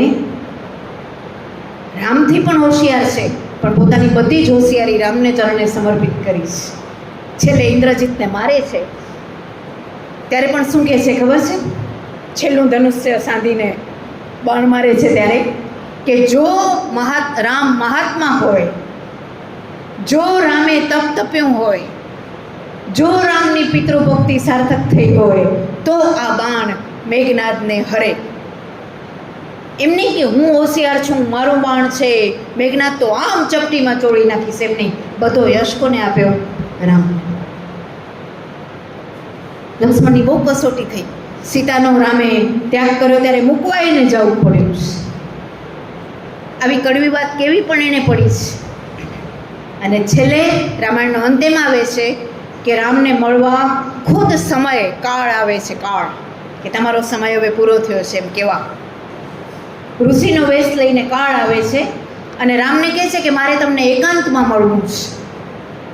ત્યારે રામ લક્ષ્મણને કહે છે કે તું બહારને ઉઠજે, કોઈ આવવું ન જોઈએ, જે આવશે એનું ડોકું ઉડાડી દેવામાં આવશે. લક્ષ્મણ કહે છે ભલે. આ લોકો બે અંદર જાય છે અને દુર્વાસા ઋષિ દાખલ થાય છે. કોઈ નહીં ને દુર્વાસા, ક્યારેય નહીં ને તે દિવસે જ આવ્યા. અને લક્ષ્મણને કહ્યું કે એ જવા દેશ કે નહીં, નહીંતર અયોધ્યાને બાળી નાખીશ, ખારા બહુ છે.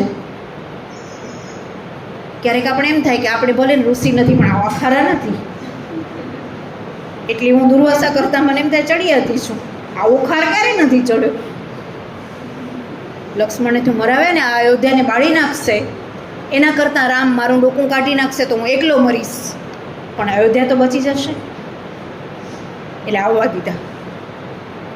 રામનું કામ પતી ગયું તો ઓલરેડી બે બહાર જ નીકળતા હતા, પણ રામ તો ભાઈ જીતી રાજા છે, નિયમ એટલે નિયમ. એટલે તરત બહાર નીકળીને વશિષ્ઠને કહે છે કે લક્ષ્મણનું ડોકું તો હું નહીં ઉડાડી શકું, પણ બીજી કઈ સજા કરું? ત્યારે વશિષ્ઠ કહે છે કે મોટા માણસને દેશ પાર કરવો ને એ ડોકું ઉડાડવા જેવી સજા છે, એટલે તમે લક્ષ્મણને દેશ પાર કરો.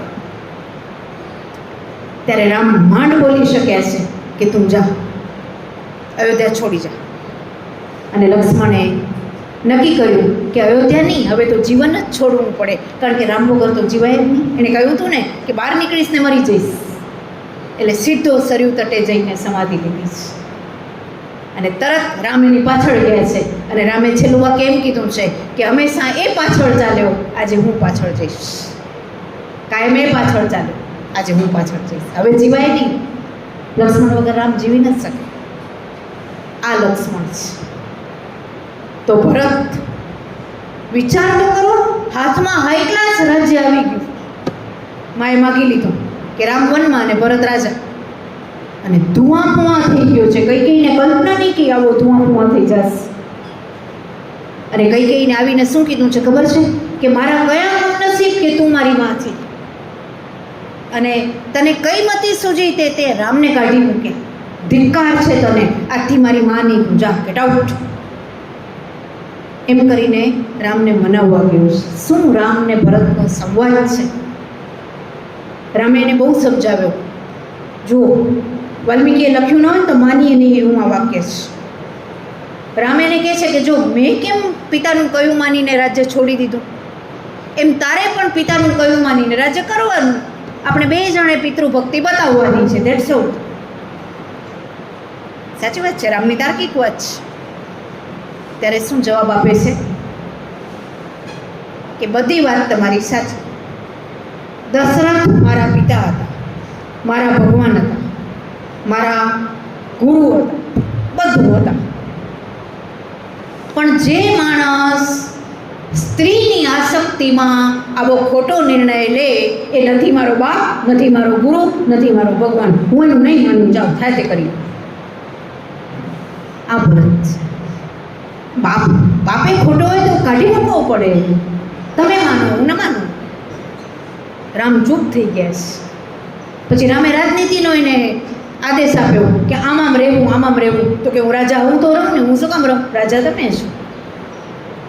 14 વર્ષ સાચવી દઈશ એ વાત સાચી, બાકી અયોધ્યામાં દાખલ થાય બીજા. આ ભરત છે. રાજ્ય તો ભલે છોડી દીધું, પણ આ સમજણ છે. સગી માને મૂકી. સિદ્ધાંત નિષ્ઠા એને કહેવાય જેમાં સગો બાપને પણ માણસ દાદ ન દે જો બાપ ખોટો હોય. પછી એમ ન કહેવાય કે પિતાએ કહ્યું છે ને હાલો રાજ્ય પર બેસી જઈએ, એમ ન થાય. એ ભરત શીખવે છે. પછી આવે છે હનુમાન. આપણા બધાનું પ્રિય ચરિત્ર છે. શું એમની સમજણ, એમનો વિવેક. વાલ્મીકીની મજા એ છે કે લક્ષ્મણ એ બ્રહ્મચારી જેવો, હનુમાન તો સાવે સાવ બ્રહ્મચારી, અને એને સ્ત્રીઓ સામે મૂકી દીધા છે. ખરી કસોટી આ છે. હનુમાન શાંતિથી બેઠા છે, ત્યાં ક્યાંયથી સુગ્રીવને એની મૈત્રી થઈ રામની. હનુમાન એના મંત્રી છે, હોશિયાર છે. હોશિયાર એટલે અસાધારણ છે. અને બધાને ખાતરી છે કે સીતાની શોધ કરી શકે તો એકમાત્ર હનુમાન, બાકી કોઈના કામ નથી. કારણ કે સમુદ્રોલ્લંઘન કરવાનું છે. આટલી તાકાત કોઈમાં નથી કે એક છલાંગે હું ભાગી જાય, બીજે સામે ચડે. બધામાં થોડી થોડી શક્તિ છે. અંગદ કહે છે કે હું જઈ શકું, પાછું ન વળી શકું. અમુક કહે છે કે અમુક કિલોમીટર, અમુક કે અમુક કિલોમીટર. ત્યારે જાંબવાન કહે છે કે એકમાત્ર હનુમાન એવા છે કે જે કરી શકશે. ચાલો, હનુમાનને ઉઠાડે છે. તમે બેઠા ન રહ્યો, ચાલો. જાંબવાન ગુરુ છે હનુમાનના. એ એને બતાવે છે કે તમારી આ શક્તિ છે, ચાલો. એટલે રામને બધા કહે છે કે હનુમાન જ આ કામ કરી શકશે. ત્યારે તરત શું કહે છે ખબર છે કે સીતા મારો વિશ્વાસ નહીં કરે તો, એટલે કંઈક આપો પ્રતિક.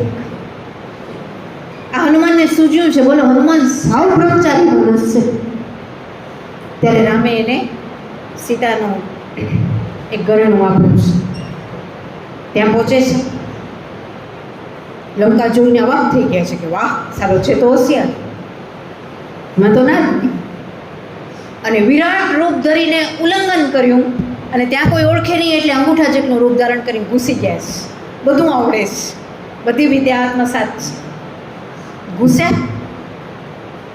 જે કોઈ આડું આવ્યું એને શ્રવાના કર્યું મારીને, અને સીતા અંતઃપુરમાં પહોંચી ગયા. કારણ કે એની પહેલી ધારણા એવી હતી કે સીતાને અંતઃપુરમાં રાખી હશે. શું વાલ્મીકીએ વર્ણન કર્યું છે? અંતઃપુરમાં જાળી છે, જાળી, નેટ, નાના નાના કાણાવાળી. એમાં આમ આંખો નાખીને જોયું છે. આટલું રૂપ ધારણ કર્યું છે. બધા એવા સૂતા છે. ત્યારે હનુમાન જોઈ રહ્યા કે શું સાલી રાણીઓ છે. એક જુઓ ને એક બોલો. કેવું પડે, પણ હોશિયાર માણસ છે. આટલી રાણીઓ. અને પાછું વાલ્મીકી નોંધે છે કે આ એકેનું એને અપહરણ નહોતું કર્યું, બધી પ્રેમ કરીને પરણી છે. રાવણ એટલો હોશિયાર ને દેખાવડો ને બધી રીતે બરોબર છે. હનુમાન બધાને જોવે છે. કારણ કે જોવું પડે, આમાં કઈ સીતા નીકળી પડે. સીતાને તો જોઈ નથી, એટલે મંદોદરીને જોઈને ભૂલા પડે છે કે આ લાગે છે, આ લાગે છે.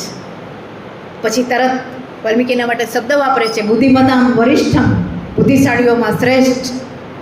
એટલે તરત વિચારે છે. જુઓ કેવું વ્યવહારિક વિચારસરણી છે કે સીતા રામને એટલો પ્રેમ કરે છે કે આમ સૂઈ ન શકે રામ વગર. આ તો ઘોરે છે. આપણે કોઈને પ્રેમ કરતા હોઈએ ને એ માણસ હાજર ન હોય તો નીંદર ઉડી જાય. પરણેલા નથી તોય ખબર છે. બોલો, પરણેલાને તો હોય, આને ખબર છે. આશ્ચર્ય એ વાતનું છે. હું તો આમ આફરીન થઈ ગઈ કે વાહ ભાઈ વાહ. એટલે પાછા જાય છે અને પછી આત્મનિરીક્ષણ કરે છે કે મેં આ સ્ત્રીઓને નીરખીને જોઈ છે અને છતાંય મને આનંદ છે કે મારું મન જરાય ચલિત થયું નથી, કારણ કે મારું મન એમાં જોડાયેલું નથી. જો લક્ષ્મણ સાથે આ વાત મળે છે. હનુમાન આત્મનિરીક્ષણ કરે છે. મોટા માણસનું પહેલું લક્ષણ એ છે કે આત્મનિરીક્ષણ કરે કે આપણે ક્યાંય બગડ્યા નથી ને. આ વાત છે. હવે પહોંચ્યા અશોક વાટિકામાં રખડતા રવડતા અને બરાબર એને માન્યું હતું એવું કે પેલી નિશ્વાસ નાખતી, આંખોમાં આંસુની ધાર, આજુબાજુ રાક્ષસીઓ અને હે રામ કરતી જાગે છે. કલ્પના કરી હતી ને કે જાગતી હશે, સૂઈ ન જાય.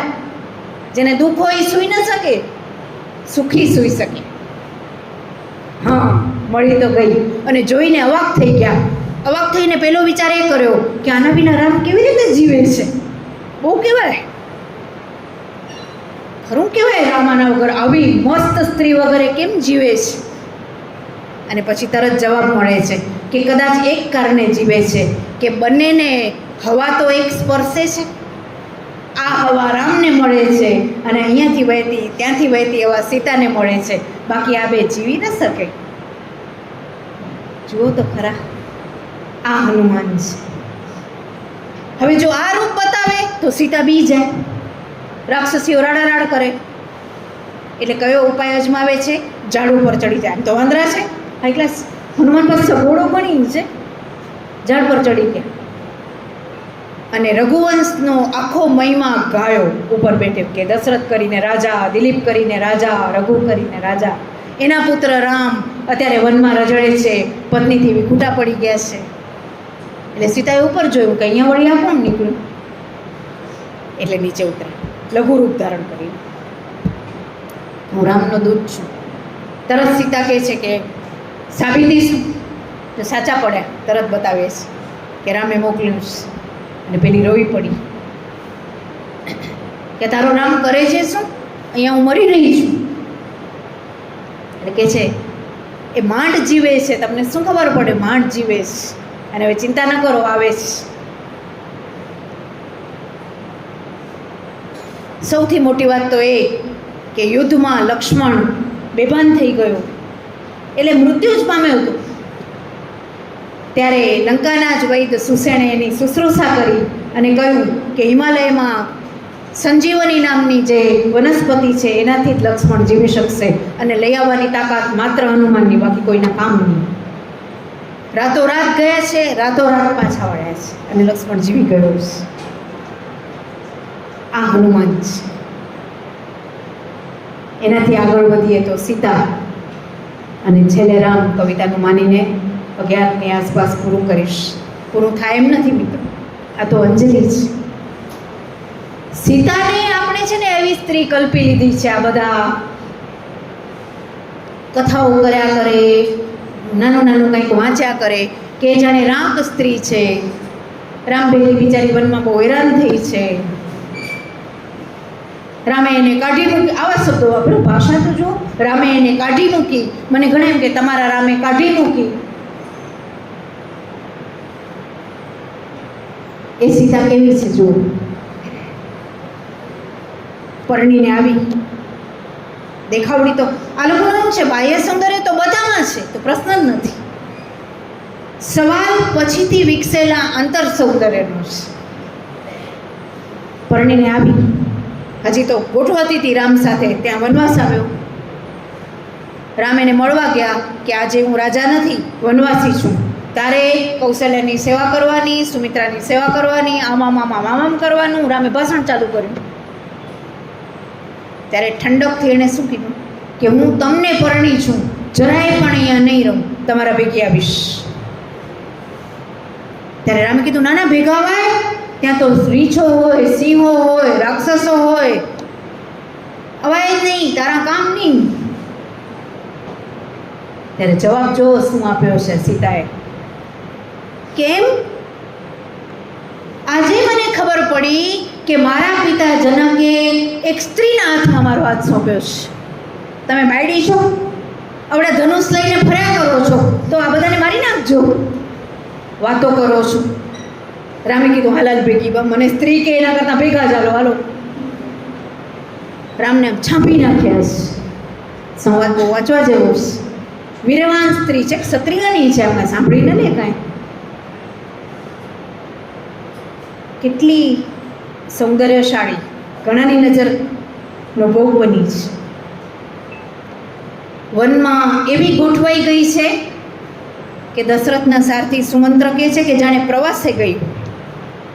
એટલી સુંદર છે, એના ચરણ એટલા રાતા છે કે મેદી તો અસરે નથી કરતી. સુમંત્ર એમ કે છે સારથી કે એટલી દેખાવડી ને એટલી સુંદર છે કે મેદીનો તો પત્તો ખાય એમ નથી, ચરણા જેટલા લાલ છે. આવું તો ઘણું બધું, પણ મજા જુઓ. હનુમાન જ્યારે ગયા ને ત્યારે હનુમાન એને જોઈ ન શક્યા એનું દુઃખ, એટલે હનુમાન એને ઓફર કરે છે કે આ રામ આવે, લડાઈ થાય, એટલો લાંબો સમય તમને આવા દુઃખમાં હું જોઈ નહીં શકું, બેસી જાઓ મારા ખભે. 5 મિનિટમાં રામ પાસે. આપણે હોઈએ તો મને કોઈ હમણાં એમ કહે કે તમને ખભે બેસાડી 5 મિનિટમાં ભૂજ, હું આ લેક્ચર છોડીને થાઉં રવાની, આ લોકોને જે કરવું હું કરું. શું જવાબ આપ્યો છે? આ લોકો પાસે શું વિચાર શક્તિ છે? એ કહે છે કે તારો પ્રેમ, એમ નથી કહેતો ના. હું ઘણા એવા લોકોને ઓળખું છું, આપણે પ્રેમથી કાંઈ કહીને કહેશે ના તમારે જરૂર નથી. આપણે પોઠા પડી જઈએ, આપણે કંઈ કે રસોઈ કરતો ના રે ના બરાબર થાય છે મારાથી. ભલે ભાઈ તમે કરો, બીજો શું. એમ નથી કહેતી, કે છે કે તારી લાગણી હું બરાબર સમજું છું.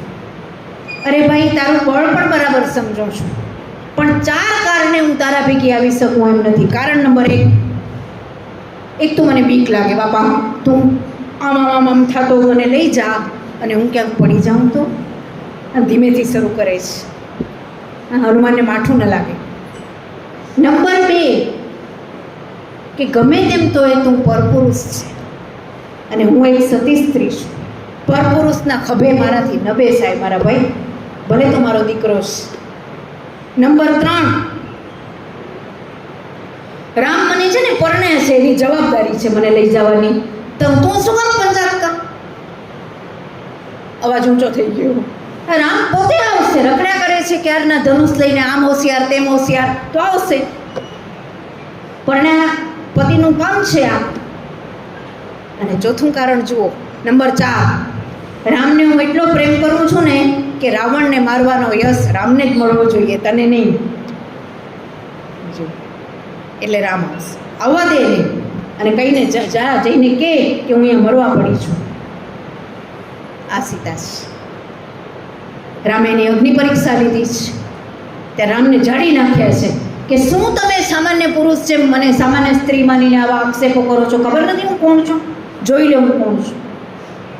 અને અગ્નિએ પોતે આવીને કહેવું પડ્યું છે કે આ મારાથી એ પવિત્ર છે, તમે આ માંડ્યું શું છે? અને સીતાને લેવા જાય છે હનુમાન. ત્યારે હનુમાન ગુસ્સે થઈ જાય છે. એ કહે છે કે આ રાક્ષસીઓ સાલીઓ તમને બહુ હેરાન કર્યા છે, ઠોકું એને. ત્યારે કોઈક જ સમજી શકે એવી વાત સીતા સમજી શકી છે. શું કહે છે કે ના ખબરદાર એને હાથ પણ અડાડ્યો છે, તો કારણ કે એ બિચારી નોકરી કરે છે. આ વાક્ય ઉપર હું આફરીન છું ખરેખર, કે નોકરી કરતું હોય ને એને બધું કરવું પડે. હા, એ સ્વતંત્ર સ્ત્રીઓ નથી, એ નોકરી કરે છે. હવે વિભીષણનું માનશે અને એનું માનીને મને માન આપશે, કારણ કે રાજા બદલાઈ ગયો. આ સમજણ છે. પોતે ક્યારેય નોકરી નથી કરી, તોય આ મજા છે. અને એ સીતા છેલ્લે રામ બધા કહે છે ને આવી હલકી ભાષામાં જે કાઢી મૂકી છે, પણ પ્રજા એમ માને છે કે પવિત્ર નથી, રાવણને ઘરે રહી આવી છે. અને રામ કર્તૃત્વશીલ રાજા છે, એટલે પ્રજાને સાબિત કરવા એણે સીતાનો ત્યાગ કર્યો છે. ત્યારે લક્ષ્મણ એને મૂકવા ગયો છે. સીતાને ખબર નથી કે મારે પાછા નથી આવવાનું. એટલે લક્ષ્મણને કહે છે કે રામ કેમ કાલે ઉદાસ લાગતા હતા? બધું બરોબર તો છે? પ્રજા બરોબર? તમે બધા બરોબર? ત્યારે માંડ પેલો બોલી શક્યો છે કે રામે પ્રજાને કારણે આપનો ત્યાગ કર્યો છે. ત્યાં રાડારોડ નથી કરી. શું કહે છે કે જે રાજાએ પ્રજાને જોવી જોઈએ. એટલે મને બરાબર ખબર છે કે પતિ રામે નહીં, રાજા રામે મારો ત્યાગ કર્યો છે. અને હું જે નીકળી જાઉં છું ને એ પત્નીને કારણે નહીં, રાણીને કારણે મારે એને ટેકો દેવો છે. રાણીની ફરજ છે કે રાજા જે ઈચ્છે રાણી એમાં સાથ નિભાવવો જોઈએ મૈત્રીપૂર્ણ રીતે.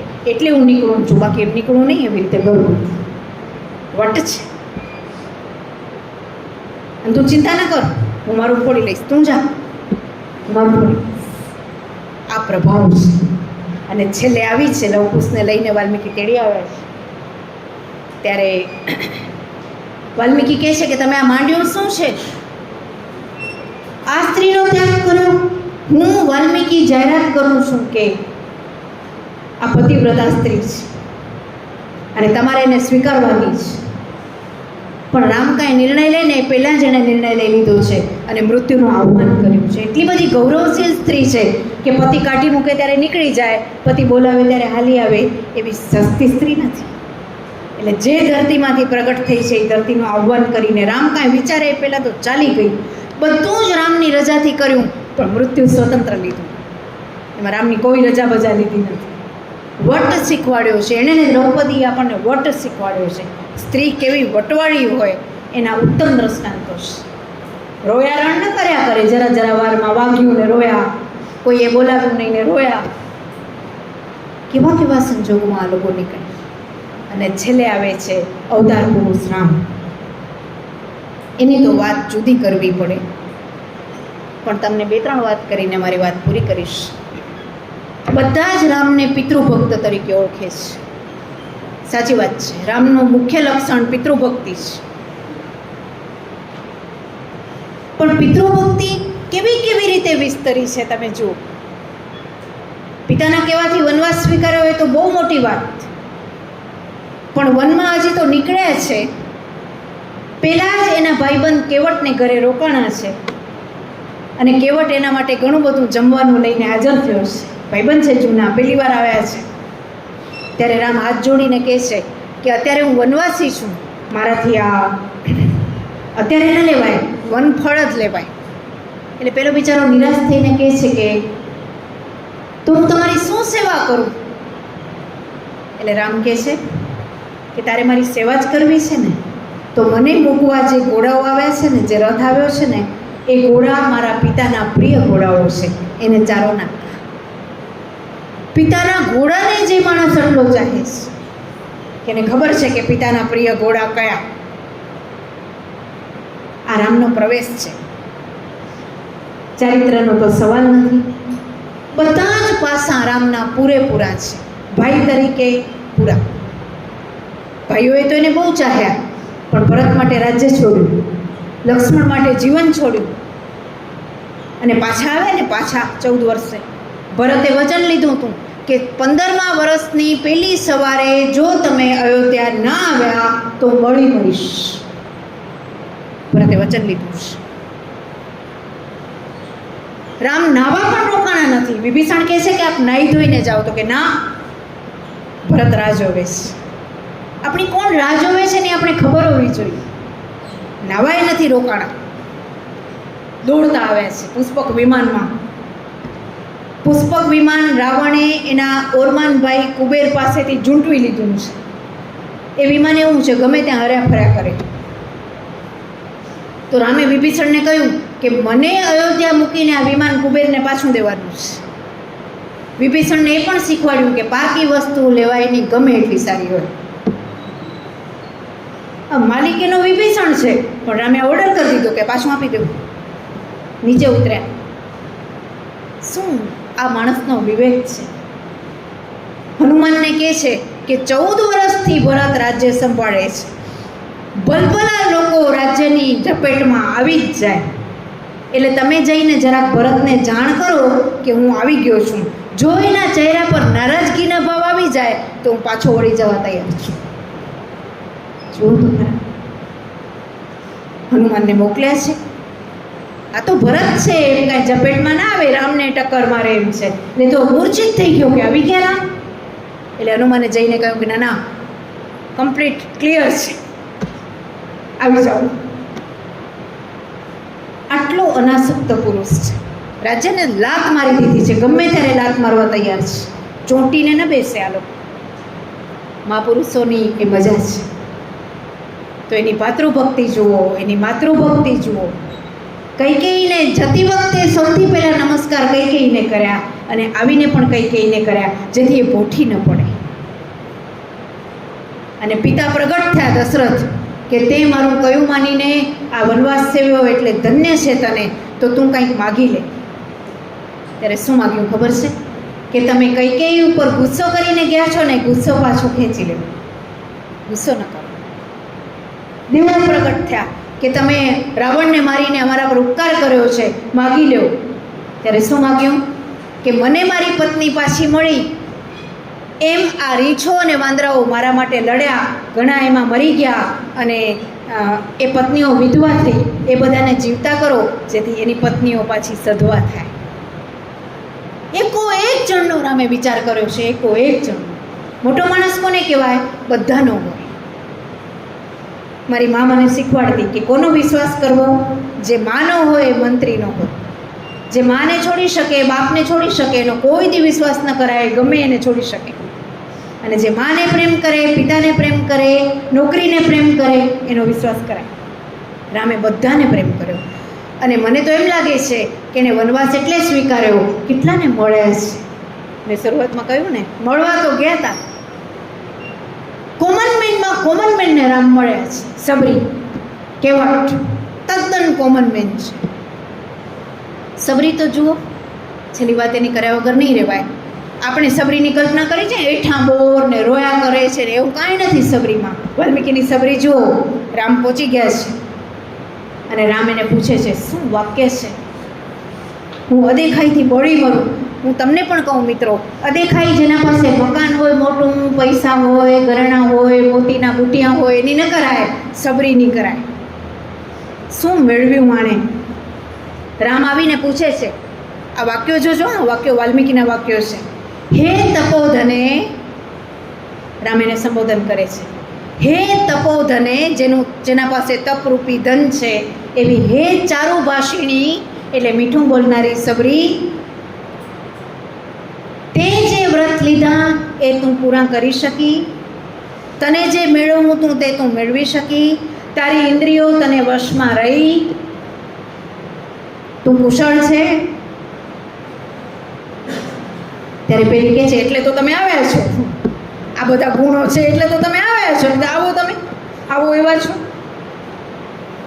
એટલે પેલી શું જવાબ આપે છે કે મારા ગુરુની કૃપાથી આ બધું જ હું કરી શકી છું, જેના પરિણામ રૂપે આપ અહીંયા પધાર્યા છો. મારા ગુરુજનો જેના જતે જતે વૃદ્ધાવસ્થાથી હાથ કાંપતા હતા, એણે ભવિષ્ય ભાવ્યું હતું કે રામચંદ્ર ચિત્રકૂટ પધારી ગયા છે અને તારી પાસે આવશે, એ આશામાં જ હું ટકી છું. અને એ લોકો તો ચાલ્યા ગયા છે, પણ એણે ધોયેલા કપડાં હજી એ ભીના પડ્યા છે. શું વાક્ય છે! આ લોકો મરે નહીં. મારા ગુરુઓએ ધોયેલા કપડાં આજે ભીના છે અને એમનું ભવિષ્ય કથન સાચું પડ્યું છે. એટલે હવે જો આપ રજા આપો તો હું મારા ગુરુઓ પાસે જાઉં, મારું કામ પૂરું થયું છે. આવા કેટલાય કોમન મેનને એ મળતા ગયા. ગાંધીજી અને રામ એણે સાબિત કર્યું કે કહેવાતો કોમન મેન સૌથી મોટો છે. સબરી જેવું કોઈ પાત્ર નહીં, કેવટ જેવું કોઈ પાત્ર નહીં. નાના લોકો છે, રીંછો, વાંદરાઓ કોમન મેન છે, પ્રતીક છે કોમન મેન. આપણા જેવા કોમન મેન છે, રમતા રમતા લડી પડે એવા છે, પણ એની જે ઊંચાઈ છે એ આ છે. હંમેશા ભરતા રહ્યા છે, ભાઈઓને પ્રેમ કર્યો. સીતાને બધા ભલે કે કાઢી મૂકી, પણ અશ્વમેઘ યજ્ઞ કર્યો ત્યારે પત્ની જોઈએ જ. એટલે વશિષ્ઠે આજ્ઞા કરી કે પરણવું પડશે, તો કે પરણાશે નહીં, સીતાની પ્રતિમા મુકાશે, બીજી પત્ની નહીં. સીતા જ એના જીવનના કેન્દ્રમાં. બધા જ પાસા રામે અદ્ભુત રીતે ભજવ્યા છે. મિત્ર તો મિત્રો માટે મરી પડ્યા, સુગ્રીવ માટે મરી પડ્યા, વિભીષણ માટે મરી પડ્યા. અરે દુશ્મન જેવો રામ જેવો કોઈ દુશ્મન ન મળે. રાવણ મર્યો, ત્યારે મંદોદરી ને બીજી રાણીઓ રોતી રોતી પ્રવેશ. જોજો, આપણે ઇતિહાસમાં ભણ્યા છીએ કે જે રાજા જીતે એ સૌથી પહેલા બધી પત્નીઓને હાથ વકી કરે. એ જમાનો હતો. અને રામ તો કહી શકતા હતા કે તે મારી પત્ની લીધી તો હું તારી લઉં. એકને એક બે જેવી વાત છે, રાજા છે એને તો બધી છૂટ છે. પણ આ માણસ રડતી રડતી પેલી પ્રવેશી. મંદોદરી બહુ ઉત્તમ સ્ત્રી છે. ત્યારે રામે શું કીધું સૈન્યને કે મંદોદરી અત્યારે છેલ્લી વાર એના પ્રિય પતિને મળશે અને વિલાપ કરશે. આ એ પતિ પત્નીની અંગત ક્ષણો છે અને પતિ પત્નીની અંગત ક્ષણો વચ્ચે આપણાથી હાજર ન રહેવાય. બધા બહાર નીકળી જાઓ. આમ કરીને મંદોદરીને અદબ કરીશ. વિચાર તો કરો, આવો દુશ્મન ક્યાંથી? રામ આપણા દુશ્મન થાય તો એ નસીબ. આ એનો દુશ્મનનો ચહેરો છે. અને રાવણ મર્યો ત્યારે વિજયોત્સવ કરવા બધા તૈયાર હતા. તો વાંદરાઓ છે આમ તૈયાર જ બેઠા હતા. ત્યારે રામે હાથ ઊંચો કરીને શું કે ખબરદાર જો કોઈએ પણ વિજયોત્સવ કર્યો છે તો. કારણ કે એક તો એ મોટો રાજા હતો, મારતા મારો દમ નીકળ્યો છે, અને બીજું કે એનો ભાઈ વિભીષણ આપણા પક્ષમાં આવ્યા છે. એ જ્યારે રોતા હોય ત્યારે વિજયોત્સવ શોભે નહીં. સીતાને જોવા માટે વાંદરાઓ કૂદાકૂદ કરે છે, કેવા હશે કેવા હશે. ત્યારે વિભીષણ કહે છે કે સીતાને સ્નાન કરાવીને તેડી આવો પાલખીમાં અશોક વાટિકામાંથી. ત્યારે રામ કહે છે ખબરદાર પાલખી નથી મોકલવાની, નાવા બાવાની લપ નથી કરવાની, સીતાને જલ્દી લઈ આવો કારણ કે વાંદરાઓને જોવી છે. અને બીજું કે પગે ચાલતી લઈ આવો એટલે બધા જોઈ શકે. પાલખીમાં હશે તો બધા જોઈ નહીં શકે. બધા એના માટે લડ્યા છે તો ભલે મન ભરીને જોવે. એક મિનિટ એવી નથી કે જેમાં રામ ચૂક્યા હોય. એક મિનિટ. એટલો જાગૃત પુરુષ છે, શસ્ત્ર સંન્યાસી છે. જિંદગી આખી ધનુષ લઈને ફર્યા છે. રામનો તમે કોઈ પણ ફોટો જોવો ધનુષ ભેગું જશે, પણ વાપર્યું છે જરૂર પડે ત્યારે જ. રામ એ શીખવાડે છે કે હોય ને એ વાપર ન કરાય, જરૂર પડે વપરાય. રામે આ શીખવું છે. એટલે ગીતામાં કૃષ્ણએ ઓળખાણ આપી છે પોતાની કે શસ્ત્રધારીઓમાં હું રામ છું. ભાગ્ય જેવા લોકો હોય કે જે વસ્તુ હોય ને વાપરે નહીં, જરૂર પડે જ વાપરે. આપણા પૈસા હોય તો રાજી પડીએ, ઓ 5 રૂપિયાનું મોરબીમાંથી લીધું, 5નું ગોંડલમાંથી, 5નું રાજકોટમાંથી. વાપરો તમારે. આ કંટ્રોલ છે, આ આત્મનિરીક્ષણ, આ જીવન પ્રત્યેની પ્રતિબદ્ધતા. છેલ્લે જોવાની વાત એ છે, આ એક પણ જણે ઉપદેશ એક લીટી નથી કીધી. લક્ષ્મણ એમ નથી કીધું ભાતૃભક્તિ તો મારી. ભરત કહેશે મને જોવો, રામ કહેશે મને જોવો. માત્ર જીવ્યા છે, જીવીને સાબિત કર્યું છે. રામાયણ જીવીને સાબિત કરવાની કલા છે.